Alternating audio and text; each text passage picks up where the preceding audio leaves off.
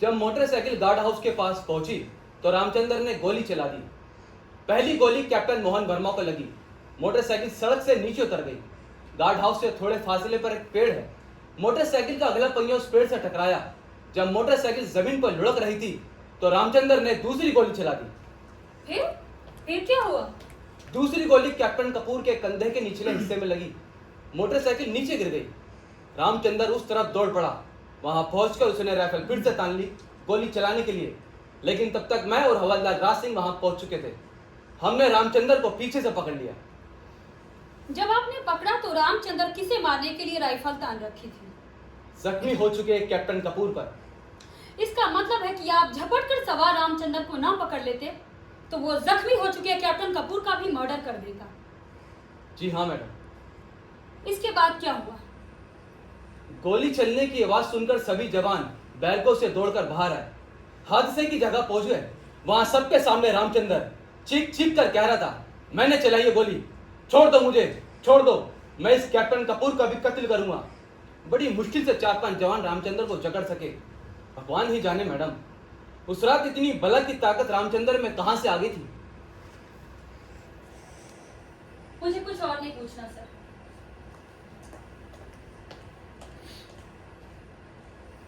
Captain राय, आप गवाह से सवाल पूछ सकते हैं। सर,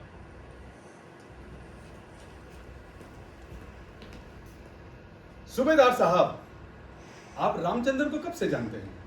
सर पिछले 3 साल से ट्रेनिंग सेंटर से रामचंद्र की पोस्टिंग हमारी रेजिमेंट में हुई थी। इन 3 सालों में रामचंद्र की कभी किसी से मारपीट हुई? कोई झगड़ा हुआ? किसी ने आपसे उसके खिलाफ कोई शिकायत या रिपोर्ट की? नहीं सर, मारपीट तो दूर, रामचंद्र की कभी किसी से बहस तक नहीं हुई। बिल्कुल गौ आदमी है। कोई भी ड्यूटी जो आपने अथवा किसी अन्य अफसर ने दी, उसे करने में कभी रामचंद्र ने कोताही, लापरवाही या आनाकानी की? बिल्कुल नहीं सर, रामचंद्र हमेशा अपनी ड्यूटी मुस्तैदी से करता है। उसके खिलाफ कभी कोई शिकायत दर्ज नहीं हुई। कैप्टन मोहन वर्मा जो मर चुके हैं या कैप्टन कपूर ने, इसकी कभी कोई शिकायत की? कोई एक्शन लिया इसके खिलाफ? कभी कोई सजा दी इसे? नहीं सर। तो फिर रामचंद्र ने कैप्टन मोहन वर्मा की हत्या क्यों की? कैप्टन कपूर पर जानलेवा हमला क्यों किया? मैं क्या जानूं साहब, जो देखा बतला दिया। सूबेदार साहब, सच केवल उतना नहीं होता जितना हम अपनी आंखों से देखें।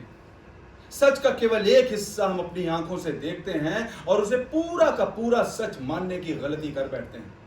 और फिर यह जरूरी तो नहीं कि जो कुछ भी हम और आप देखें वो सब सच ही हो। नहीं सर, आंखों देखी बात हमेशा सच होती है। अच्छा, जिस जगह पर आप खड़े हैं क्या वो हिल रही है, घूम रही है? नहीं। क्या ये कोर्ट रूम हिल रहा है, घूम रहा है? नहीं। आप अपनी आंखों देखी बात कर रहे हैं ना, और आपकी आंखों देखी बात गलत है, बिल्कुल गलत। इतना तो आप भी जानते होंगे कि पृथ्वी घूमती रहती है, अपनी धुरी पर भी और सूरज के चारों तरफ भी। आपके ना देखने से ये सच झूठ तो नहीं बन जाएगा ना? जमीन घूमने से इस मुकदमे का क्या मतलब? कैप्टन राय जानबूझकर गवाह को कंफ्यूज करने की कोशिश कर रहे हैं। इन्हें सिर्फ वही सवाल पूछने का हक है जो इस ट्रायल से जुड़े हैं। Major Puri is right captain Rai, तुम्हारी बातों का इस ट्रायल से कोई मतलब है? मैं सबको पहले ही वार्न कर चुका हूं, किसी को भी इस कोर्ट का टाइम वेस्ट करने की इजाजत नहीं है। राइट सर, टाइम तो सचमुच बहुत कीमती है, किसी के जीवन से भी ज्यादा कीमती। इस कोर्ट की चिंता बिल्कुल सही है सर कि समय नष्ट नहीं होना चाहिए, चाहे कोई फांसी पर ही क्यों न चढ़ जाए। समय और सत्य हमेशा विपरीत दिशाओं में चलते हैं, और सत्य क्या है इसका निर्णय हमेशा भविष्य करता है।